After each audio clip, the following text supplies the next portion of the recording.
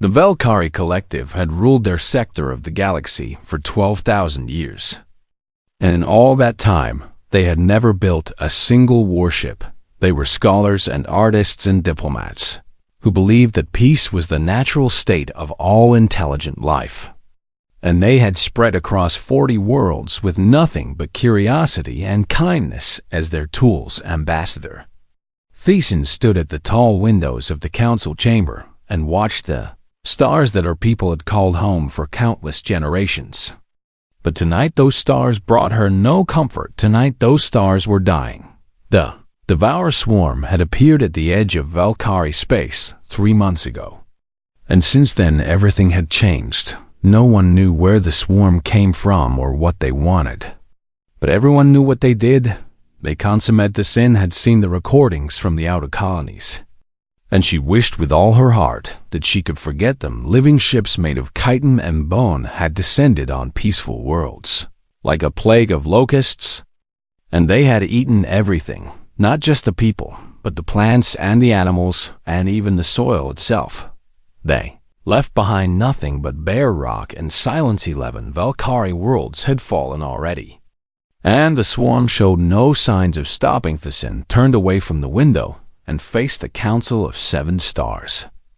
The ruling body of her entire civilization, 7 ancient Valkyrie, sat in floating chairs arranged in a half-circle, their luminous skin flickering with fear and despair. "We have contacted every species within range," Thiessen reported. And she heard the exhaustion in her own voice. "The Rithian Confederacy claims neutrality and refuses to intervene. The Sketh are already evacuating their border worlds and fleeing in the opposite direction. The Tyranny sent condolences. But no ships. No one will help us." Elder Vorth, the oldest member of the council, leaned forward in his chair. "What of the Morvathi?"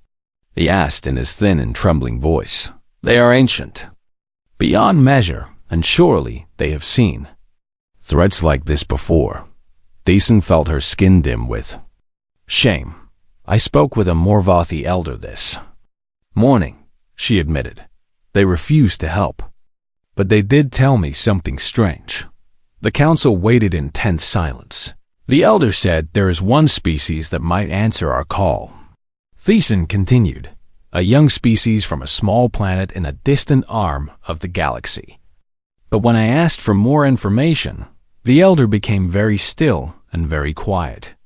It said that this species had nearly destroyed themselves, not once but 3 times in the last 40 cycles.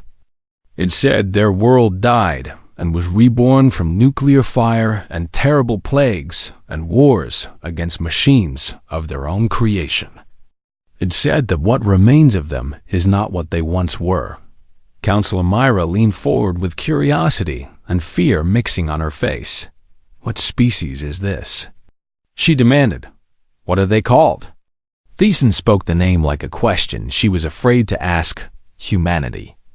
The council members looked at each other in confusion, because none of them had ever heard this name before. Why would the Morvathi warn us about such a young and unknown species? Vorath asked. The elder would not say. Thiessen replied. "It only told me that if we call for human help, we must be prepared for what answers." When I asked what that meant, the elder simply said that humans do not fight like other species. They do not think like other species.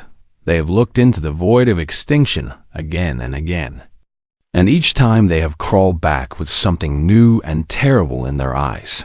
The council fell silent, and Thiessen could see the desperate calculations happening behind their luminous faces. 3 more worlds would fall. Within the month, their entire civilization would be gone within the year. What choice did they really have?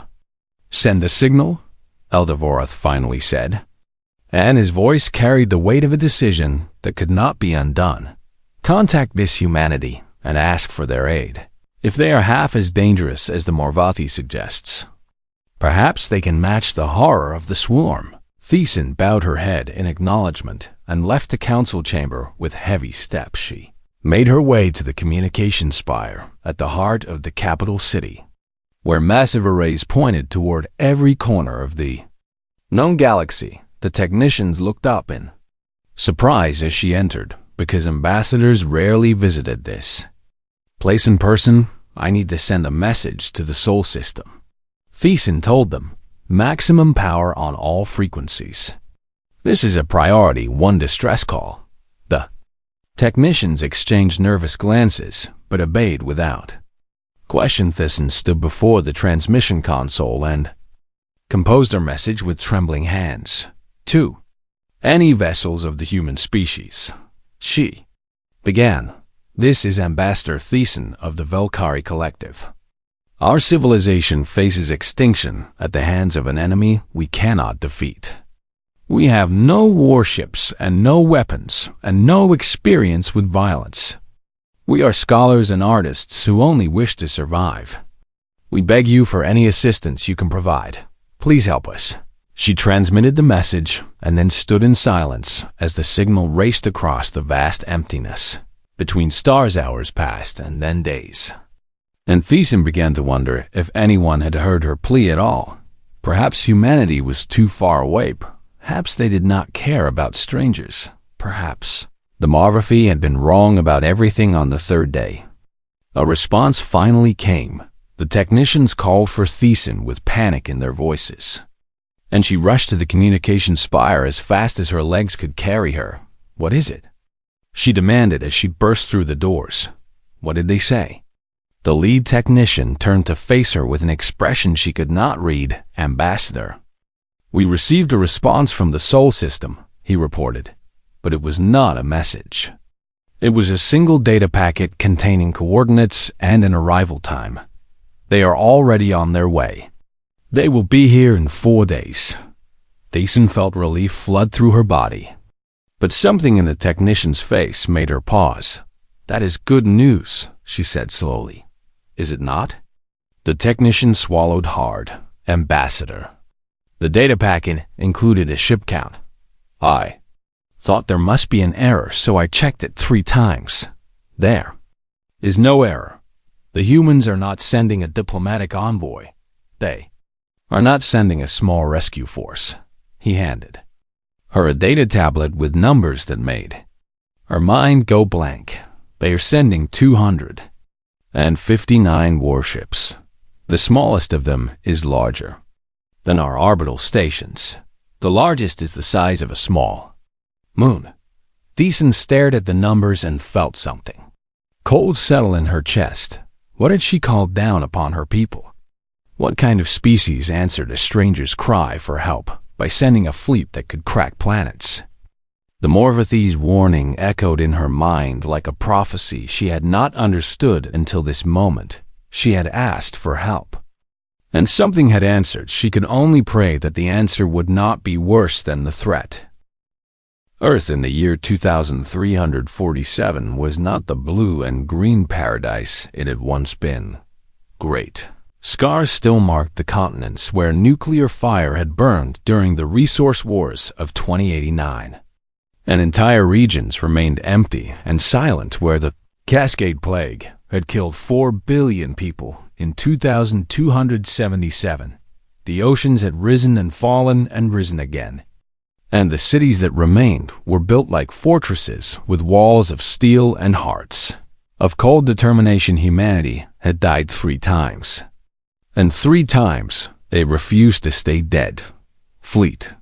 Admiral Helena Vance stood on the observation deck of the UES Ragnarok and watched the shipyards of Mars orbit spin slowly against the stars. She was 67 years old. Though she looked much older thanks to the wars that had carved lines into her face and stolen pieces of her body, her left eye was gone, replaced by a glowing red cybernetic implant that saw in spectrums. No natural eye could perceive her right arm was mechanical from the shoulder down. A gift from the machine revolt of 2298. When a combat drone had nearly torn her apart, she was not beautiful, and she was not kind, and she had not smiled with genuine happiness in 20 years. She was exactly what humanity needed. Admiral, a voice called from behind her, and she turned to face Vice Admiral Chun Wei as he approached with a data tablet in his hands. "We have decoded the alien transmission." "Play it," Vance commanded. The tablet projected a holographic image of a strange creature with luminous skin and large dark eyes that shimmered with desperation. "To any vessels of the human species," the alien voice said through the translator. "This is Ambassador Thiessen of the Valkyrie Collective. Our civilization faces extinction at the hands of an enemy we cannot defeat. We beg you for any assistance you can provide. Please help us." The message ended, and silence filled the observation deck. Chun studied the Admiral's face with careful attention. "We have analyzed the tactical data they included," he reported. "The enemy is something called the Devourer Swarm, a species of bioorganic ships that consume everything in their path. They have destroyed 11 Valkyrie worlds already. At current speed, they will reach the Valkyrie homeworld within 3 weeks." "Interesting," Vance said in a voice that betrayed no emotion at all. "And what do we know about these Valkyrie?" "They are a peaceful species with no military capability," Chun answered. "They have never fought a war in their entire history. They are scholars and artists with no understanding of violence." Vance made a sound that might have been a laugh if it had any warmth in it. 12,000 years of peace," she muttered. "How nice for them." She turned back to the viewport and stared at the distant stars. "We do not know these aliens," Chum said carefully. "We owe them nothing. We have our own problems and our own responsibilities. The Apocalypse fleet was built to protect Earth, not to fight other people's wars. Is that what you truly believe?" Vance asked without turning around. Chun hesitated before answering. "I believe that we have lost too many people already," he said quietly. "I believe that every ship we send to help strangers is a ship that cannot protect our own children. I believe that the galaxy has never cared about humanity, and we have no reason to care about the galaxy." Vance nodded slowly as if she had expected this answer. 70 years ago, she began in a low voice. "The Cascade Plague appeared in Southeast Asia and spread across the world in 3 months. 4 billion people died while alien civilizations watched from the stars and did nothing. Not one ship came to help us. Not one message of support. We were alone." She finally turned to face Chun, and her cybernetic eye glowed like a burning coal. 30 years before that, the resource wars nearly ended our species in nuclear fire. Again, we were alone. 20 years after the plague, our own machines turned against us and tried to wipe us from existence. Still, we were alone. I remember all of this. "Helena," Chun said softly, "my parents died in the machine revolt. I know what we have suffered. Then you understand why we must go." Vance replied, "We do not go because we owe these aliens anything. We do not go because we expect gratitude or payment or alliance. We go because no one came for us, and we will not become like them. We go because someone has to answer when the helpless cry out. We go because that is what humanity must be now." Chun stared at her for a long moment, and something in his expression shifted. "The fleet will need 3 days to mobilize fully," he finally said. "We can have the core battle group ready in 36 hours if we push the crews hard." "Push them," Vance commanded, "and send word to every dreadnought in the system. The Apocalypse fleet moves in 2 days." She walked past him toward the bridge doors, a mechanical arm whirring softly with each movement. "Admiral," Chun called after her, "what should I tell the crews? What reason should I give for this mission?"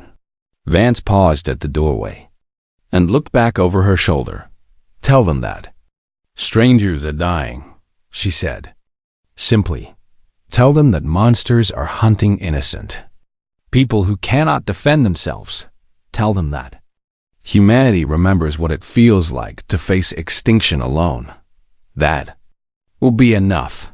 She left the observation deck and Chun stood alone with the weight of her words pressing down on him within. Hours the shipyards of Mars came alive with activity as thousands of engineers and technicians prepared for emergency deployment. The apocalypse fleet had been built over decades of paranoid determination, a massive collection of warships designed to face any threat the universe might throw at humanity. 17 dreadnoughts formed the core of the fleet, each one a mountain of armor and weapons 3 kilometers long, for 2 destroyers provided escort and reconnaissance. Sleek and deadly predators that could strike without warning. 200 support vessels carried supplies and ammunition and repair equipment for extended campaigns far from home, and at the heart of it all sat the Ragnarok. The flagship of human military power, the Ragnarok was not just a ship, but a statement. It was 5 kilometers of black steel covered in the scars of a dozen battles. And at its core sat something that made even veteran officers nervous. The Omega device was a weaponized singularity, a controlled black hole that could be unleashed as a final desperate measure. It had never been used, and everyone hoped it never would be, but humanity had learned through terrible experience. That hope was not a strategy. 2 days later, the fleet departed Earth orbit in perfect formation. 259 warships accelerated toward the edge of the solar system, where the faster-than-light drives could safely activate. Admiral Vance stood on the bridge of the Ragnarok and watched the stars blur as her fleet jumped into the unknown. She did not know what waited for them at the other end. She did not know if she would survive to see Earth again, but she knew that somewhere in the darkness, innocent people were dying, and humanity was finally going to answer. Ambassador Thiessen had not slept in 4 days. She stood on the highest balcony of the council spire and watched the sky with tired eyes, waiting for something she could not imagine. The human fleet would arrive today, and she had no idea what to expect. Her people had spent the past week trying to learn everything they could about humanity, but the information they found only made things more confusing. Humans were young by galactic standards. Having developed space travel less than 400 years ago, they came from a small blue planet in an unremarkable solar system, and by all measures they should have been a minor species of no real importance. But the records told a different story.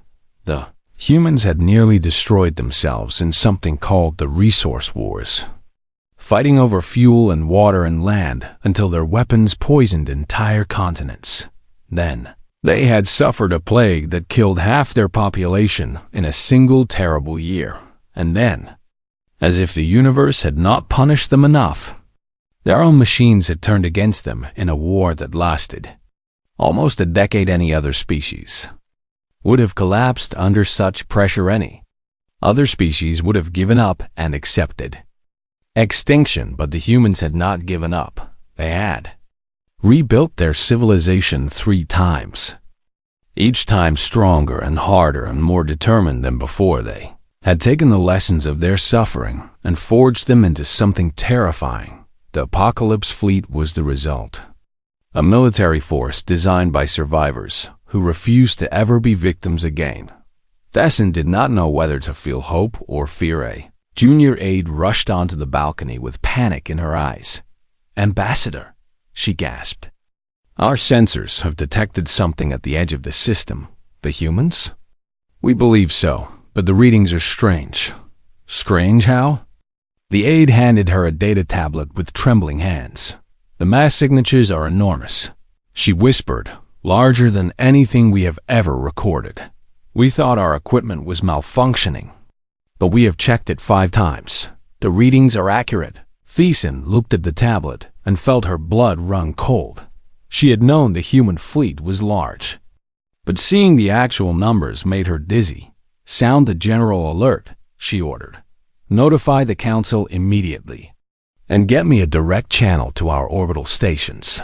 She hurried inside and made her way to the main communication center, where dozens of technicians were already scrambling to process the incoming data. Giant screens covered the walls, showing sensor feeds from across the system. At first, Thiessen saw nothing unusual.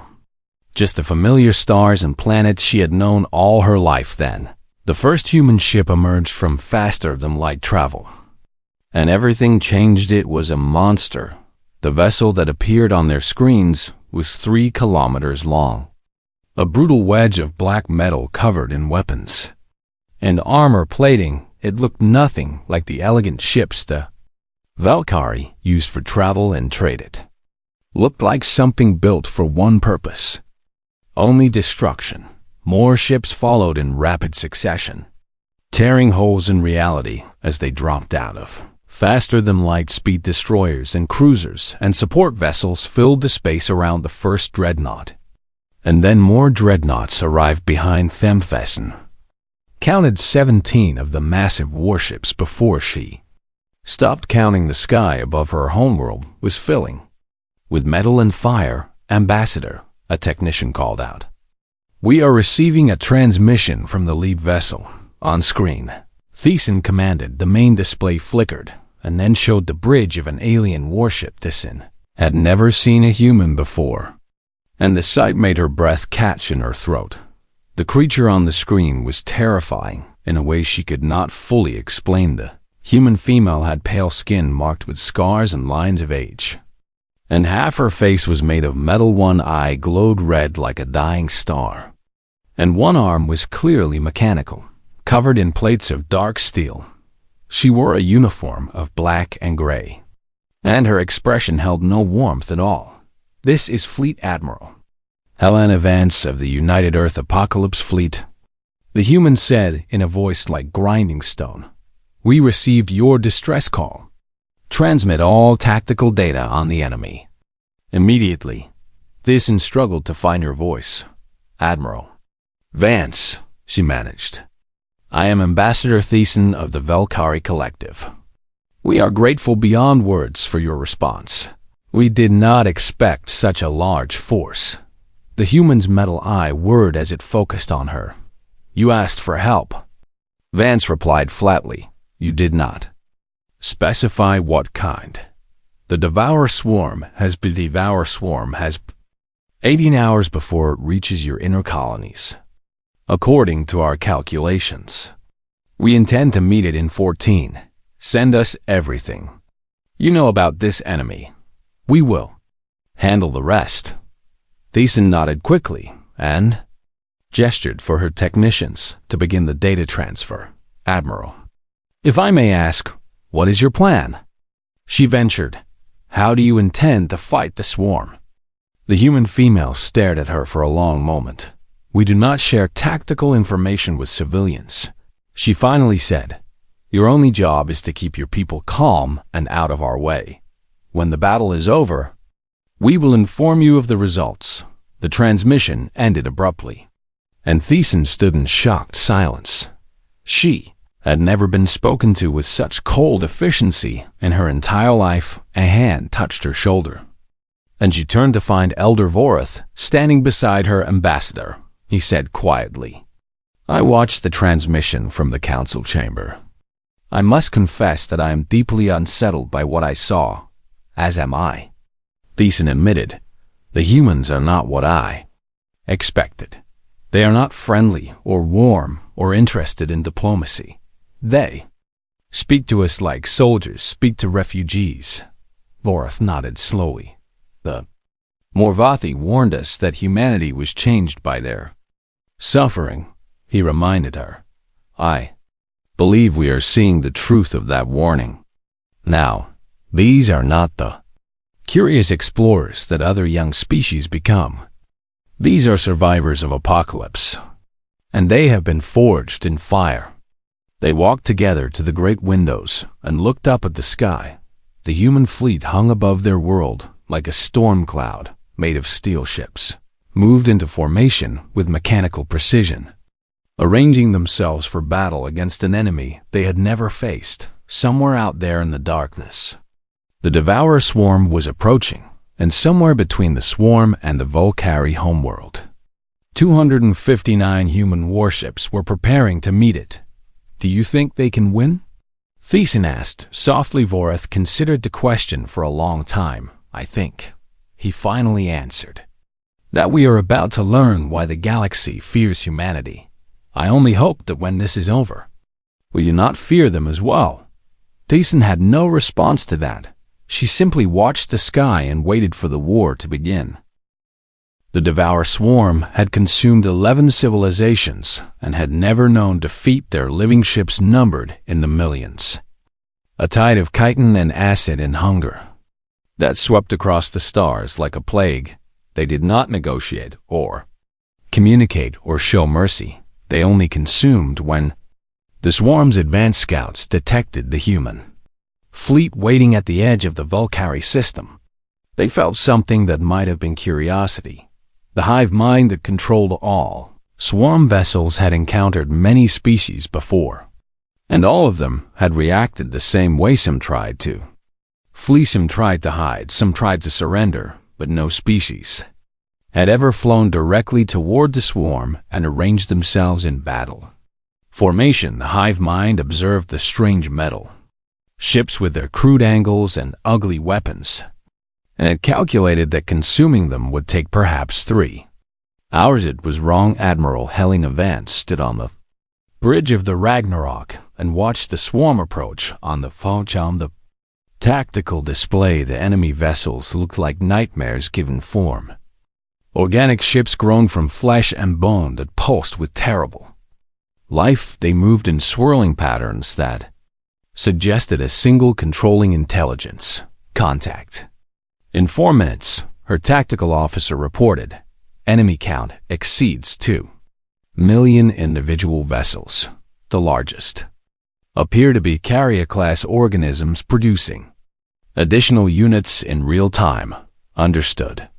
Vance replied calmly. She turned to face her crew, men and women who had served under her for years. Some of them were veterans of the machine revolt with cybernetic parts replacing what they had lost. Some were younger officers who had only known peace but had trained for exactly this moment. All of them looked at her with absolute trust.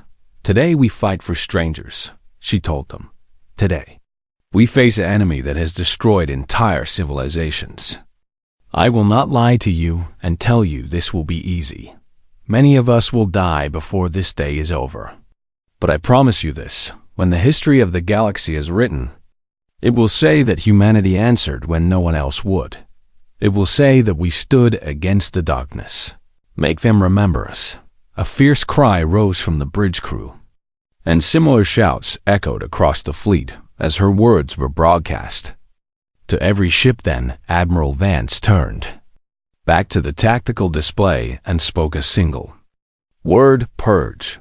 The Apocalypse fleet opened fire weapons that had been designed to crack asteroids and shatter moons, unleashed their fury on the swarm. Nuclear warheads detonated in chains of blinding light, vaporizing thousands of bioships in an instant. Railguns fired projectiles at impossible speeds, punching through organic hulls like needles through paper. Autonomous hunter drones launched from every destroyer.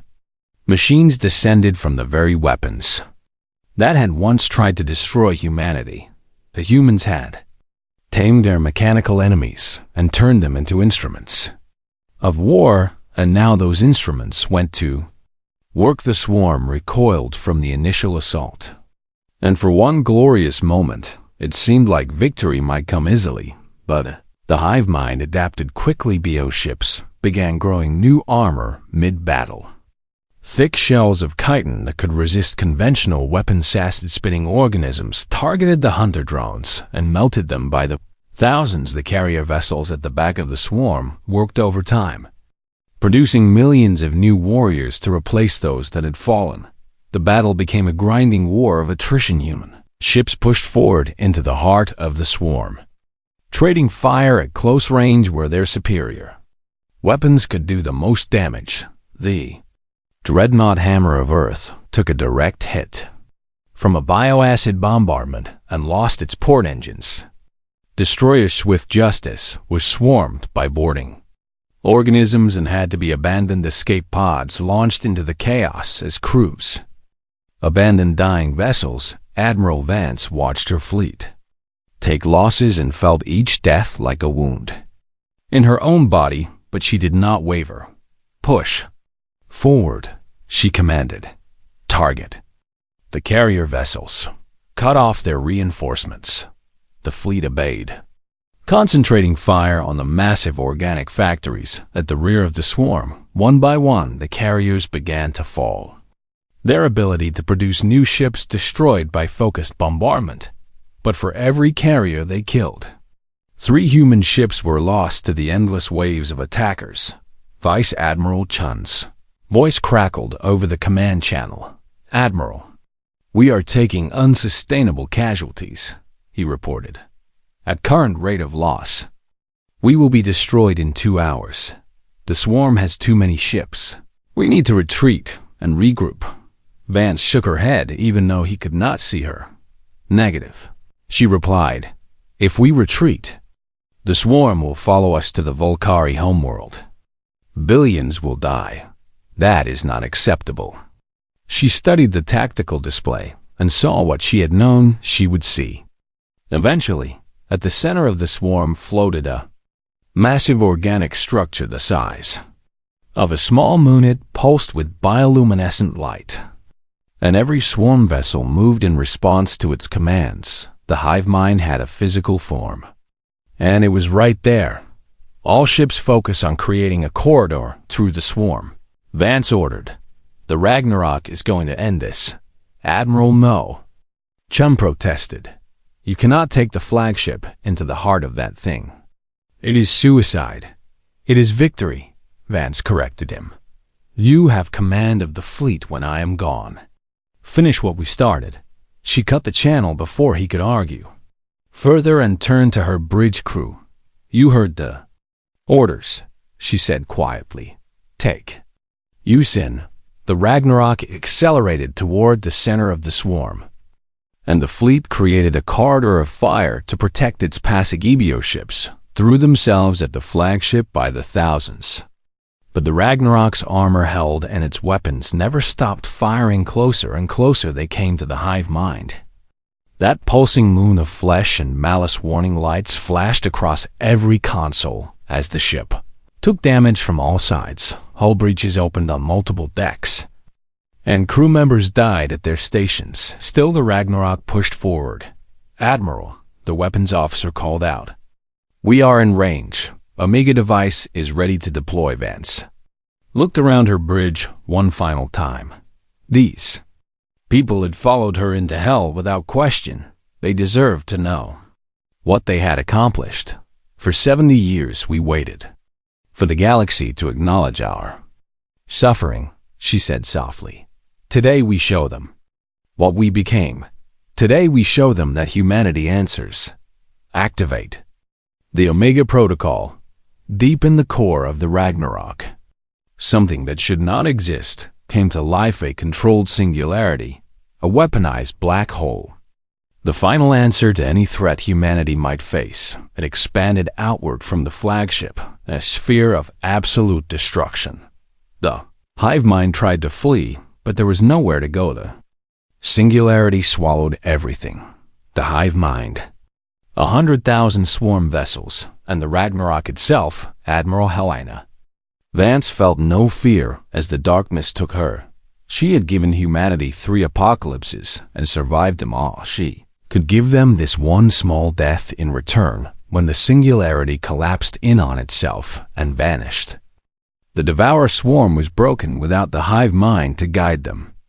The remaining bioships fell into chaos. They attacked each other and fled in random directions and forgot how to fight as a unified force. The surviving human vessels spent the next 6 hours hunting down every last one. They did not stop until nothing remained. The silence that followed the battle was the loudest thing Ambassador Thiessen had ever heard for 18 hours. The sky above her world had burned with distant fire as the human fleet fought. The Devourer swarm sensors had tracked the impossible violence of the engagement. recording explosions that outshone stars and energy discharges that should not have been possible. And then, just as suddenly as it had begun, the battle ended. The swarm signals vanished one by one until none remained. The human fleet, reduced but victorious, began the slow journey back toward the Valkyrie. Almorothisten stood in the council chamber with the other leaders of her civilization and tried to understand what had happened. The tactical data was clear, even if her mind refused to accept it. Of the 259 human ships that had arrived 4 days ago, only 72 remained functional. 9 dreadnoughts had survived out of the original 63. Smaller vessels still had power and weapons. Rest were debris scattered across a battlefield that stretched for millions of kilometers. More than 40,000 human beings had died fighting an enemy that was not their own. And at the center of the destruction, where the hive mind had once pulsed with terrible intelligence, there was nothing the human flagship Ragnarok had destroyed itself to kill the heart of the swarm. Admiral Helena Vance and 15,000 crew members had sacrificed everything to save a civilization they had never met. Thyssen did not have words for what she felt. A young human officer had taken command of the surviving fleet, and he had agreed to meet with the Valkyrie Council before departing. Thyssen waited in the grand receiving hall as a human shuttle descended through the atmosphere and landed on the platform outside. The doors opened, and a small group of humans entered the hall. They looked exhausted beyond measure, their uniforms torn and stained, their faces marked with grief and pain, but they walked with their heads held high, and something in their eyes made Thyssen's breath catch. The leader of the group was a young man with dark skin and short hair. He moved with the careful precision of someone who had not slept in days. "I am Commander Yusuf Okonkwo," he said in a voice rough with exhaustion. "I have assumed command of the Apocalypse fleet following the loss of Admiral Vance. I come to inform you that the Devourer swarm has been eliminated. Your civilization is safe." Thyssen stepped forward and bowed deeply in the manner of her people. "Commander Okonkwo, on behalf of the Valkyrie Collective and the Council of 7 Stars, I offer you our eternal gratitude," she said. "You have saved billions of lives today. We can never repay what you have given us." The young commander's expression did not change. "We do not ask for payment," he replied. "We did not come for reward or alliance or political advantage. We came because you needed help. That is all." Thyssen felt tears forming in her eyes, which was strange because she had not cried since she was a child. "But why?" she asked, and her voice trembled despite her efforts to control it. "You did not know us. We offered nothing in return. Why would you sacrifice so much for strangers?" Commander Okonkwo was silent for a long moment when he spoke. His words carried the weight of generations. 70 years ago, a plague swept across my world and killed 4 billion people, he said quietly. My grandmother was a doctor in Lagos who watched her patients die faster than she could treat them. She sent messages to the stars, begging for help, for medicine, for anything at all. No one answered. She survived the plague. But something in her died that year. She never stopped asking why the galaxy stayed silent while her people suffered.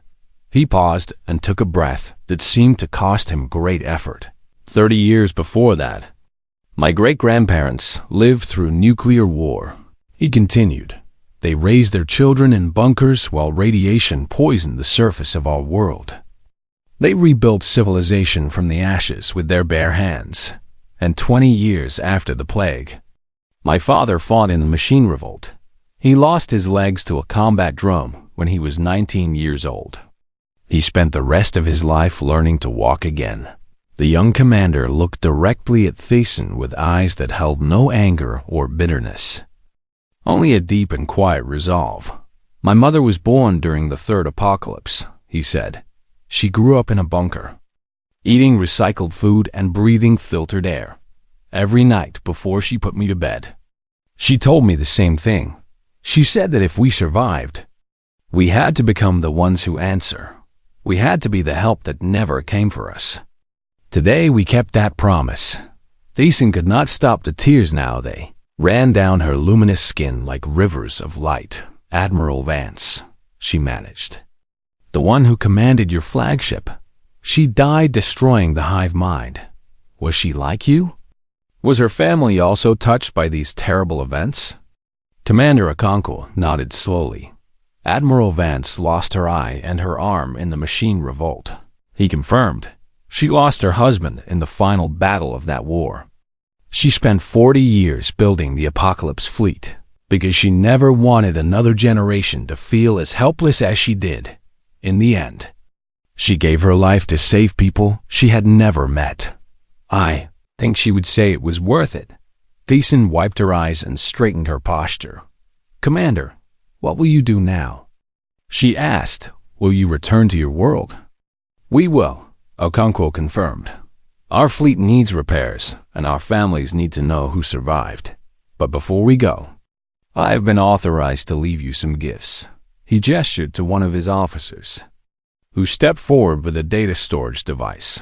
This contains technical schematics for basic defensive weapons and shield generators, the commander explained. It also includes training materials for military organization and tactics. We hope you will never need to use any of it. But if the darkness comes again, you will not be helpless. He placed the device in Thiessen's hands and held her gaze. And one more thing, he added, if you ever face a threat you cannot handle alone, send a signal to Earth. It may take time for us to arrive, but we will come. Humanity answers.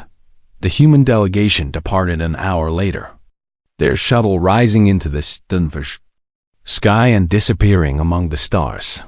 Thiessen watched them go and felt something new stirring in her heart. The Valkyrie had spent 12,000 years believing that peace was enough.